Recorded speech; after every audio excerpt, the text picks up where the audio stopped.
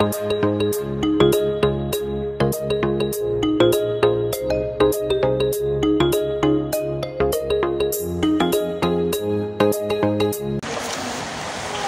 po natin sa puso natin yung panalangin natin sila. Lalo na po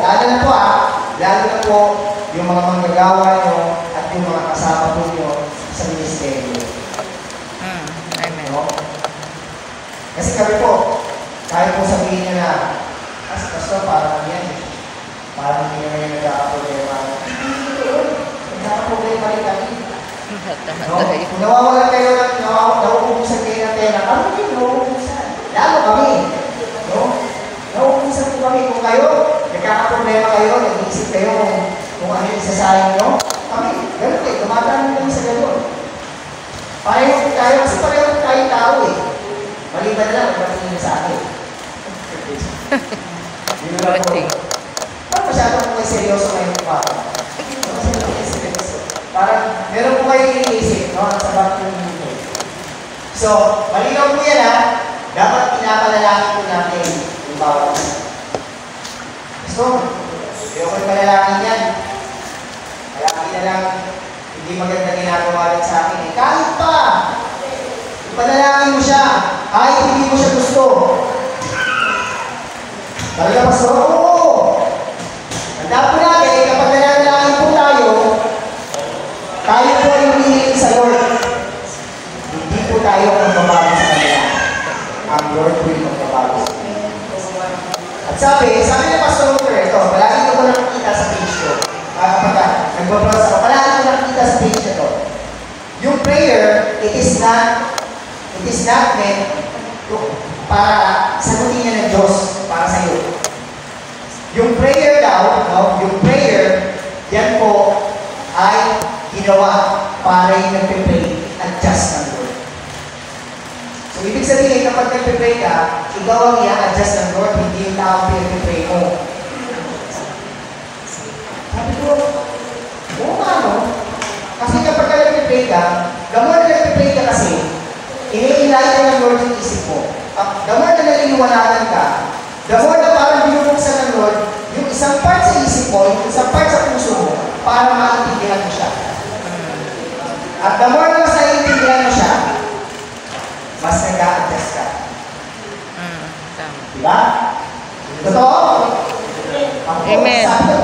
Amen. Kapag ka nag-pray ka, ikaw yung ina-adjust ng Lord, hindi yung tao pinag-pray mo, ina-adjust niya. No? Tama. Ina-adjust ka naman. Kaya, alam ko, sabi ko, totoo nga, no? Kapag kilala ka naman natin sa Lord, mas tinuturuan ka niya kung paano i-adjust yung sarili mo. Amen. Minsan, yung mga prayers mo, actually, marami sa mga prayers mo, unanswered. Pero magugulat ka, bakit ka nandiyan ngayon? Kasi, in-adjust ka ng Lord. Tama. Amen. Amen po? No? Amen. In-adjust ka ng Lord. Sabi mo sa katabi mo, i-adjust ka din. I-adjust ka rin. I-adjust. I-adjust ka rin ng Lord. Wala ko tabi dito. Maghintay ka lang. Wala ko katabi dito. I-adjust ka rin. Pangalawa, i-katabi. Sabi po dito, no? We are to minister to each other. Tayo po ay dapat mag-minister din sa isa't isa. Ito, kung ginagawa natin, ay pag-minister po sa bawat isa. Pagpapalakasan, pag-encourage, no? Ayan, dyan po kayo na po nakikinig po. No? Habang sinasalit po natin itong lesson po natin. No? Isa pong ikaw para mag-minister po natin yung bawat isa. Diba? Para mas maintindihan pa natin sa liwanag doon. No? Sabi po rin na, no? We are to minister physically and we are to minister spiritually. Physically, kasi nakikita natin yung isa't isa. No? Nagkakamustahan tayo, nagkakamayan tayo. Minsan, kapag after ng service, kapag meron talaga tayo TikToks, no? Minsan, nagkaka-share pa. Alam pa, ito nangyari sa akin for the past week. No? Yung maluluha ka, tapos meron makikinig sa'yo, meron mag-encourage. Diba? So, both physical and spiritual. No? Kailangan po at hindi po, no? Ang bawat isa na mag-encourage. Then, sabi pa po dito, no? Pangatlo, letter C, we are to encourage and edify one another. Sabi po yan, no? Sinabi yan sa Thessalonians 5:11.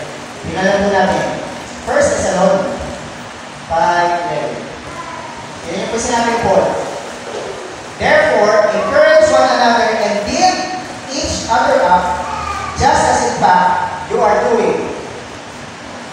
No? Kung paano mo gusto pala, kasi yung katawan mo, kung paano mo gusto pagandahin yung sarili mo, dapat ganun din yung mag-itrato mo sa iba. Kung ikaw gusto mo maging mabuti ang tingin sa'yo, maging mabuti din yung trato mo sa iba. At sila, tulungan mo din sila na mabuti yung sarili nila. Diba? Bakit? Kapag yung isa po sa atin ang kulangan, lahat po tayo magkukulangan. Kapag yung isa po sa atin ang criticize, lahat po tayo criticize. At hindi lang po yan. Lahat po sila natin sa Panginoon. Siya yung ano mag-criticize. Ano bang klaseng Kristiyano yan? Kaya pala ugali yan. Diba? Hindi naman yung nire-refer sa'yo eh. Nire-refer ka lang sa'yo. Kay Jesus. Ay, hindi naman matagasunod ng sinasabi ng Jesus Christ. Ang sasama ng ugali. Ang papahan ng ugali. Hindi magandang kapatid. In-invite mo na. Nagsarang ka. No? Medyo. Doon ba naman yun siya?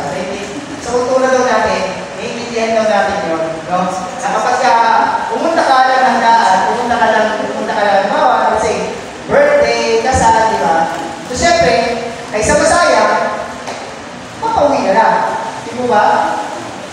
Pero alam mo po, kasi sa buong mundo, tayo lang po yung may ganyan kultura. No? Sa ibang lahi, hindi po uso sa kanila yan. Kaya, yung mga foreigner, minsan kapag ka napapanood ko dito, palagi na kayo natutuwa kasi pinakain na sila, no? Meron pa silang pasyaro. No? So, we are to encourage and edify one another, and also, we are to serve one another. Sabi ko sa mga Philippians. So, what should be my attitude toward other Christians? Ano daw po dapat yung ugali natin? Letter A, sabi po dito, no? It should primarily be to love them. Alin natin? Pangalawa, be patient with them. Yan. Nakapagpasensya po ba kayo sa inyong mga kapatid? Amen. Sa pananampalataya? Amen. Wala akong narinig. Nakapagpasensya po ba kayo sa inyong mga kapatid? Amen. Dapat makapagpasensya po tayo sa kanila. Bakit? Kung paano po tayo pinagpapasensya ng Panginoon, dapat ganun din yung pasensya na nire-extend natin sa kanila. Yung Lord ka eh. Diba? Ang tagal mo ng isa, nakulit mo pa rin eh. Pero pinagpapasensya ka ng Lord, dito ka na nagawa. Medyo ka. No? Pinagpapasensya ka ng Lord. Ibig sabihin, binibigyan ka niya ng chance. Binibigyan ka niya ng chance. Ito, latest lang po. Narinig ko. Sabi ni Pastor Luther, alam niyo daw po kung anong pinakamasarap na gawin sa buong araw? Tanong ka ano? Ako lang yung tatanong, wala gusto makalan. Tanong yung ano? Ano? Ano po? Gusto ko, sabay-sabay. Tanong yung ano? Ano po? Ano? Alam niyo po, pinakamasarap gawin sa buong araw, no? Yung sumurrender ka nang wala kang control. Yung 8 hours ka nakasurrender na wala kang control. Ano po yun? Ano po yun? Tulog.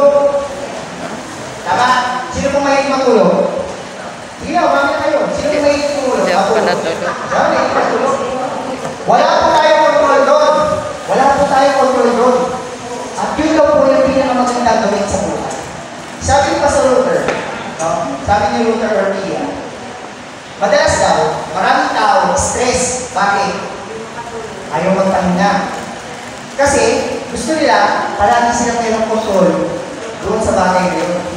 No? Halimbawa, sa buong araw, yung katawan mo gusto nang matulog, pero ayaw mo pa kasi ang dami pang gagawin. Maglilinggo ka pa, may gagawin ka pa sa trabaho, meron ka pang gustong gawin sa gabi. No? Sabi na ng anak mo, sabi na ng kapatid mo, sabi ng nanay mo, sabi ng tatay mo, anak, magpahinga ka muna, matulog ka muna. Hindi, kaya mo ito, sabi mo ito. Pero alam mo ba? Yung pinakamagandang bagay na dapat natin ginagawa sa buong araw ay yung pagbibigay po ng pahinga sa katawan. Sabi ng Pastor Luther, Yung pagtulog mo, ikaw ang mag-decide. Pero habang tulog ka, wala kang control. And it's up to God kung gigising ka ba. Kaya alam niyo po, dapat sa umaga, pag-gising natin, magpasalamat na tayo sa Diyos. Kasi nagising ka pa. Kasi maraming tao natulog na kasabay mo, pero hindi na sila tumising. Kaya alam niyo, ang mag-iisip ko yung sinasabi niya, totoo alam. Alam niyo po pala yung gusto ko i-picture out kapag tayo po ay pinapasuko ng Panginoon ng buhay natin. Gusto niya, tanggalin natin yung control dun sa buhay natin. Hayaan natin siya yung mag-decide. Siya yung magbigay sa atin ng points, yung mga bagay na dapat po natin malaman gawin sa buhay. Kapag natulog ka, hindi ka naman nag-iisip kung pupunta ka ng CR eh. Para umihi o para pumunta sa head, para kumuha ng pagkain. Hindi. Pagkatulog ka, kahit nasusunod na yung bahay mo, kung walang nagising sa'yo, wala kang alam. Diba? Kaya kami sa kapag kayo mga gumigising, diba? Ang tanong nila palagi pag gumigising. Ano nangyari? Kasi wala kang alam.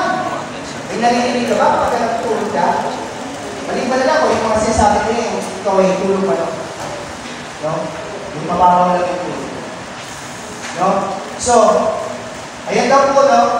Yung attitude daw po natin sa ating mga kapatid ay dapat tayo po ay mahalin natin sila, maging patient tayo sa kanila, maging sensitive tayo sa needs nila, at tayo po ay magpatawaran. No? Kasi kung nagagawa mo patawarin, yung hindi mo kapatid sa pananampalataya, what more dapat patawarin yung kapatid mo sa pananampalataya? Amen? Amen po? Yes. Amen, no? So, meron pa po mga ilang parts dito, no? Pero, pwede po natin itong iwanan sa inyo. So, ang point po nito, no? Tayo po mga magkakapatid sa pananampalataya.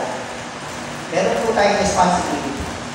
Hindi lang pupunta lang sa church, bibigay ng tithes and offering, hindi lang po yung gagawin natin. There's more than that, being a Christian. So, dito po tayo para magpalakasan, encourage yung bawat isa, magtulungan po tayo pataas, hindi po natin sila ilan. Kung pinakita tayo mali, kausapin natin sila kagad. Para hindi mag-okay.